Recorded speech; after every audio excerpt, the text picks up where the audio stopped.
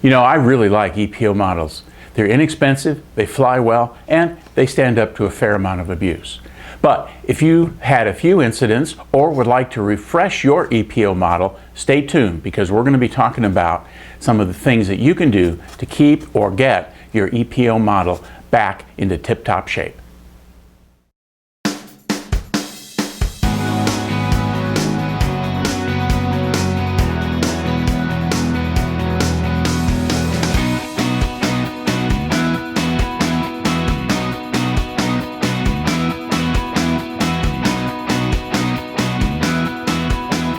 Hi, if you've got an EPO model, the chances are that over time it started to look a little tired. In this video series, we're going to be teaching you some ways that you can renew, refresh, and repair your old buddy to get it back to turning heads at the field. We're going to be dealing with a couple of things that you may have heard or read about, such as EPO soup, that is, using hot water to reinflate the foam, using lightweight filler or spackle to smooth out the surfaces and fill in dents. We're going to be removing the paint and then repainting so it'll be a real head turner out at the field.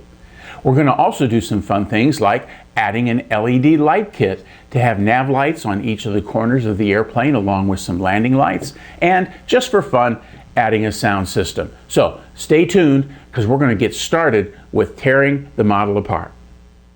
The first thing we're going to do is disassemble the model. Yours is going to be different than this one most likely, so I'm just going to point out a couple of things. First, I'm going to use a little plastic box that's got compartments in it to put the various screws in that I take off the model, and then I'm going to label them to make it easier for me to put the thing back together again. I'm hoping that the person who put this model together screwed this stuff in well, but didn't use glue because the glue is going to complicate taking it apart. So while I do that, you'll be thinking about maybe the model you're going to work on and some of the disassembly. I looked at an online manual for this airplane since it was a hand-me-down, so I don't have any of the paperwork. So I've got a pretty good idea of how this model is going to come apart. So in a few minutes, I ought to have it down to the basic components. As you can see, I have the model disassembled and it looks pretty much like it did when it came out of the box. You can see the fuselage, the servos are installed there. Here in the fuselage, when I took off the cowling, I found that the motor was wiggling, which may have been part of the reason why this modeler wanted to give up the model. So I pulled the motor out and added some glue to the mounting plate there in the fuselage, and it's rock solid right now. That also gave me then the opportunity here to look at the motor and the ESC. I see that it's a 30 amp ESC and it'll take up to 6 LiPo cells. I'm planning to use 4, and I think the directions for this model call for 3. So that was good that I had a chance to take that out. It was easy to do. You also see I've got the tail feathers off. The modeler used the screws as the instructions called for, which made taking the tail off really easier. Sometimes folks talk about putting glue here on the tail surface when they mount the tail feathers on. I really recommend using the screws like the instructions call for. That way, if you have one of those unfortunate instances where you do some damage back there, you don't have to do a lot of surgery on the fuselage that you will have to do if you've put a bunch of glue back there. Now, on the center part of the wing, you see that right here. I do see some weakness, some cracks, so I've got some reinforcing that I'm going to need to do. And on the outboard wings, there's some scuffing and marring. Plus, I'm going to leave the servos in because I can mask those when I paint. Although in the center, you see, I pulled the electronic retracts out for the same reason. This time, I do want to get behind them for the paint job. The cockpit area I pulled apart, got the pilot out, and I've got some masking to do when it comes to painting on the canopy. But all in all, it came apart very well, and I'm ready now to start removing the paint.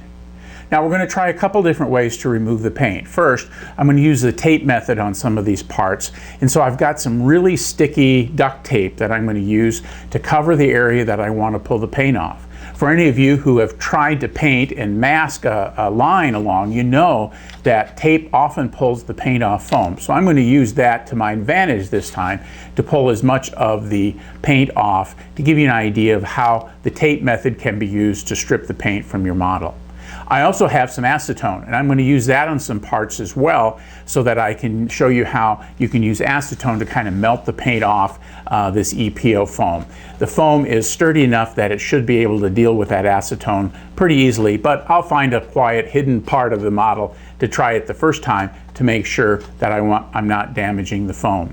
Now this is going to be particularly important with these red parts, because I'm planning to paint the model as cadmium yellow. A bumblebee yellow is the new version of this model, and so painting yellow over this red would give it kind of an orange look, I'm afraid. So I'm going to use the paint removal techniques I just mentioned to try to get the model as close to white as I can, that I can get a nice yellow coverage when it comes time to repaint. So now it's time to mask the tape on, or place the tape on the surfaces. So I'm going to do that off camera. I'm going to let the tape sit for a while so it kind of bonds to the paint, and then we'll be back when it's time to pull some of it off.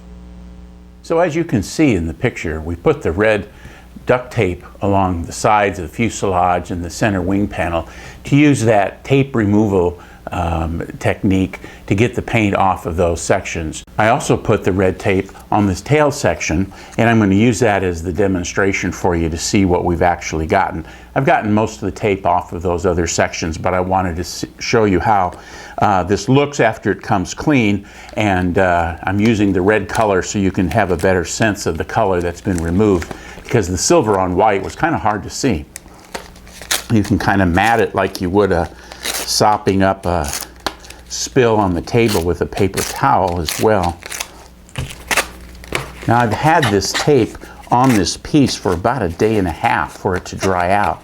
So the tape method really isn't a speedy one, but it's certainly one that you might want to consider. So you can see here that we have gotten a fair amount of the paint off of the part. All right. Now, what I've discovered though is that that's not going to be enough. So I think that if I was going to be painting something the same color, and I just wanted to make sure I had a nice firm surface for the new paint to adhere, I'd use the tape method. It works. But when you're going to make a major color change like we are, going from this red to yellow, the tape really didn't provide a satisfactory result for me. So you've heard them talk about using tape to remove the paint. Now you've seen it. Decide whether or not for your particular project that's going to be enough for you to use. Now what did work better was using acetone, and get this in the picture here. It's just a quart can of Crown brand quick evaporating or fast drying acetone that I picked up at one of the big box home improvement stores. It tells me to use this in a well ventilated area, and I am doing that. And it's just a solvent, and so what it's going to do is it's going to be melting the paint right off. And so I'm going to put it on this paper towel and just start wiping this on the paint. And if you look down there, you can see the paint starting to dissolve, and you can see it coming up. Now I've done this on some of the other pieces, and it really has gotten most of the paint off.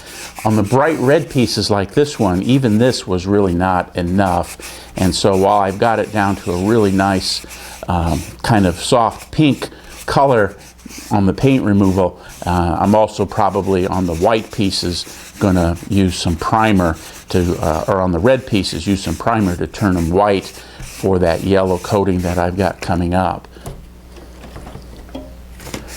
The silver pieces, on the other hand, turned out really nice, so they're ready to accept the new paint when I get the repair work and finish work done on it.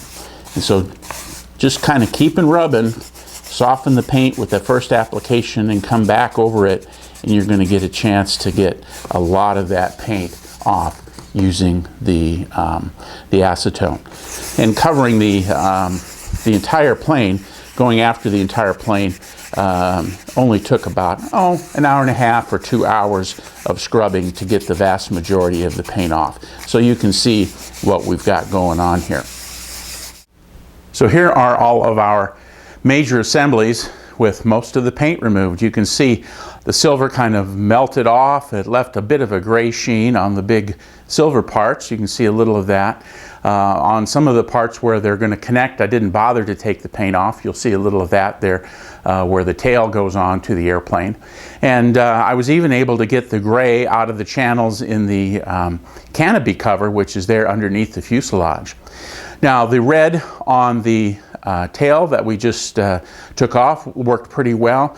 Not quite as successful there on the cowling, but part of that is because the previous owner, after he'd scuffed the cowling up, used a red magic marker to color the foam back to its red color. So it really wasn't paint, but that permanent marker, and so that wouldn't come off. And so with that piece, for sure, we're going to add some primer to get it to a nice surface to accept the new color paint.